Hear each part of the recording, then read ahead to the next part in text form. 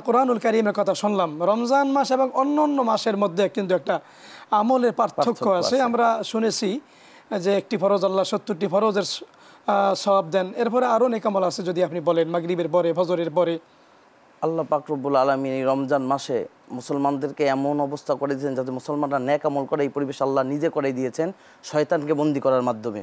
যে কারণে আমরা দেখতে পাই প্রত্যেকটা মুসলমান পুরো 11টা মাসে যেই ইবাদত বন্দিগি করে, রমজান মাসের ইবাদত বন্দিগি তার চেয়ে অনেক বেশি করে। তো এই এক মাস ইবাদত বন্দিগি এত বেশি করে আল্লাহ আরও তাকে বাড়িয়ে দেওয়ার জন্য তাকে সুযোগ করে দিয়েছেন।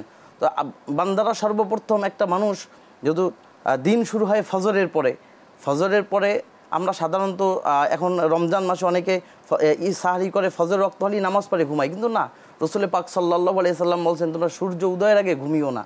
তাহলে একটা মানুষ ফজরের নামাজের পরে সূর্য উদয় পর্যন্ত যদি তসবিহ, তাহলিল, জিকির, আজকার, দুরূদ শরীফ পড়বে, এরপরে সূর্য উদয়ের পরে সে দুই রাকাত করে ইশরাকের নামাজ আদায় করবে, এবার দুই রাকাত করে চাস্তের নামাজ আদায় করবে। রাসূল পাক সাল্লাল্লাহু আলাইহি সাল্লাম বলেন যেই মানুষ সূর্য উদয়ের পরে দুই রাকাত করে ইশরাকের নামাজ আদায় করলো, আল্লাহ পাক রব্বুল আলামিন তার আমলনামায় 70 একটি হজ এবং একটি উমরার এবার এই সমান সওয়াব দান করেন। সুবহানাল্লাহ।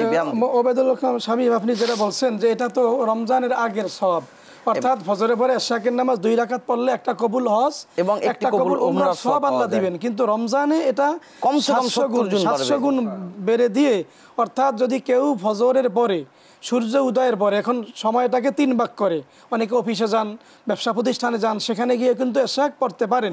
সেই ক্ষেত্রে সময়টাকে 3 ভাগ করলে আমরা 9টার ভিতরে ইশরাকের নামাজ আমরা কিন্তু পড়তে পারি। কেউ যদি পড়ে 2 রাকাত ইশরাকের নামাজ, তার আমল নামায় 700 কবুল হজের সওয়াব, 700 উমরার সওয়াব কিন্তু আল্লাহ দিবেন। সুবহানাল্লাহ ওয়া বিহামদিহি। আর মাগরিবের পরে আরো আমল আছে, যদি আপনি মাগরিবের পরে একটা মানুষ 2 রাকাত করে 6 রাকাত আওয়াবিন নামাজ যদি আদায় করে, রাসূল পাক সাল্লাল্লাহু আলাইহি সাল্লাম বলেন যে মানুষ মাগরিবের পরে কোনো অনর্থক কথা না বলে, অনর্থক কাজ না করে, আল্লাহর জন্য 2 রাকাত করে 6 রাকাত আওয়াবিনের নামাজ আদায় করে, আল্লাহ পাক রব্বুল আলামিন তার আমলনামায় 12 বছরের নফল ইবাদতের সওয়াব দান করেন। সুবহানাল্লাহ। এইটা রমজানের আগের আপনার কথা মতো 70 গুণ, তাহলে রমজানে এইটা ন্যূনতম 70 গুণ, সর্বোচ্চ অসংখ্য গুণ আল্লাহ বাড়াই দেবেন। সুবহানাল্লাহ।